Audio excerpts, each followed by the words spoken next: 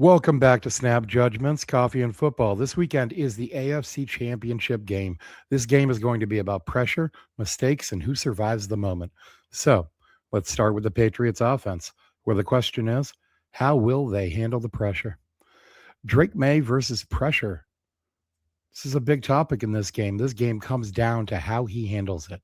And inside that, one matchup matters more than any other. Will Campbell versus Nick Bonitto. Bonitto is one of the quickest edge rushers in the NFL. First step bend and how fast he closes space. And we've seen Campbell struggle lately with that exact type of rusher, speed before he can fully get set. Drake doesn't struggle to see pressure. He doesn't struggle versus the blitz. Quite the opposite. The problem lately has been ball security. Over the last 2 games, he's fumbled 6 times and thrown 2 interceptions. Whether you attribute that to playing high-quality defenses, his small hands, or inexperience playing in bad weather, perhaps a combination of all of those things, ball security has become a real problem. If Drake protects the football, the Patriots can win this game. If he gives Denver short fields, or even worse, their defense scores, this gets hard fast. That's the end of it. Now, flipping to the other side of the ball with the Broncos offense, the Bo Nix injury is a serious problem for Denver. Nix brought a mobility that we've never really seen from Jarrett Stidham, and just as importantly, he specialized in avoiding sacks, something Sean Payton clearly values. Maybe Stidham's been training at that for 2 years in practice, but the AFC Championship is not a practice field, and that problem is magnified by the fact that the Broncos haven't run the ball well. They become a very one-dimensional offense, which is dangerous when you're now depending on a career backup quarterback. There's one injury that could quietly swing this entire game. Luke Wattenberg, Denver's starting center. Wattenberg went down in Week 15 with a shoulder injury, and Denver's offensive line has been much worse against the blitz without him. With him, they're one of the best units in the league. His backup, Alex Forsyth, went down last week, which means Wattenberg is rushing back, and it's not certain he'll make it, which could put third-string center Sam Mustipher up to bat.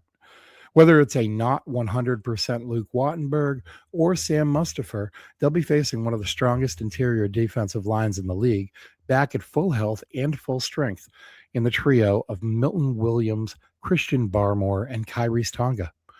That matters because the Patriots have blitzed the second most in the NFL since Week 10.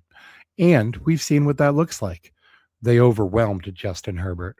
They dismantled C.J. Stroud.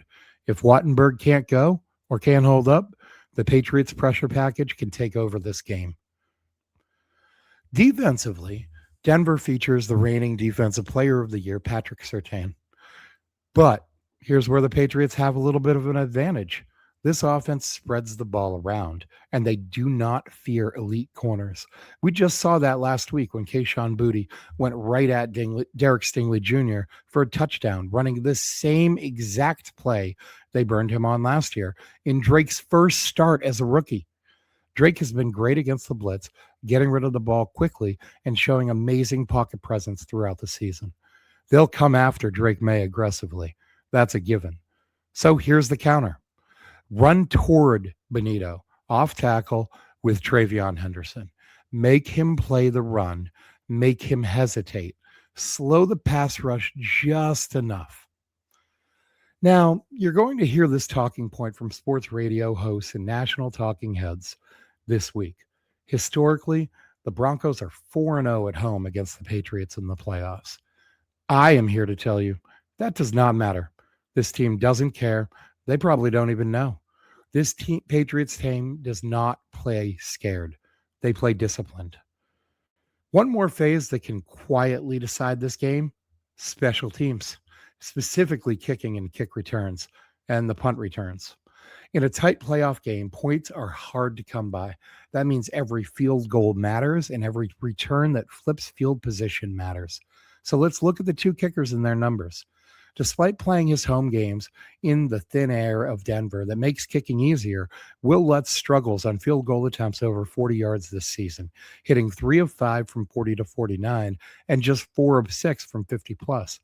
Meanwhile, Andy Borregales, the Patriots rookie kicker, is 7 for 11 from 40 to 49, but 4 of 4 from 50 plus. When it comes to punters, both teams' punters have nearly the same numbers across the board.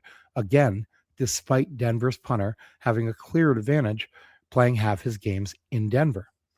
The Patriots have been disciplined here all season. They don't give away hidden yards, they cover kicks well, they don't make reckless decisions, and they force opponents to drive the long field. Denver plays at altitude, which changes kicking math. Longer attempts are tempting, but misses are magnified. One short field, one blocked kick, one return that gets past the first wave, and momentum swings fast. This is where ball security shows up again. No freebies, no panic. Take what's there and live to play the next snap. Look for Marcus Jones to make a difference here. One of the best punt returners in the game, he averages 17.3 yards per return and has taken 2 back for touchdowns this season. He could make an impact play in the punt return game and make life much easier for the offense. In a game where I don't think either offense scores easily, special teams could quietly be the difference between a 13-10 game and a 21-13 game. Field position matters. Points matter. Mistakes here are unforgiving. Now it's time for my final prediction for the game. I think the Patriots struggle to score at times against a tough Denver defense, but ultimately, the Patriots defense clamps down on Stidham. I see at least 2 interceptions, multiple sacks, and possibly a defensive score from this Patriots defense. Drake Maye limits his mistakes just enough to save the game, survive the game. Patriots 21, Broncos 13. Close game, physical game, Patriots football. And we all know the Mike Vrabel Patriots know how to finish. Patriots 21, Broncos 13. Write it down.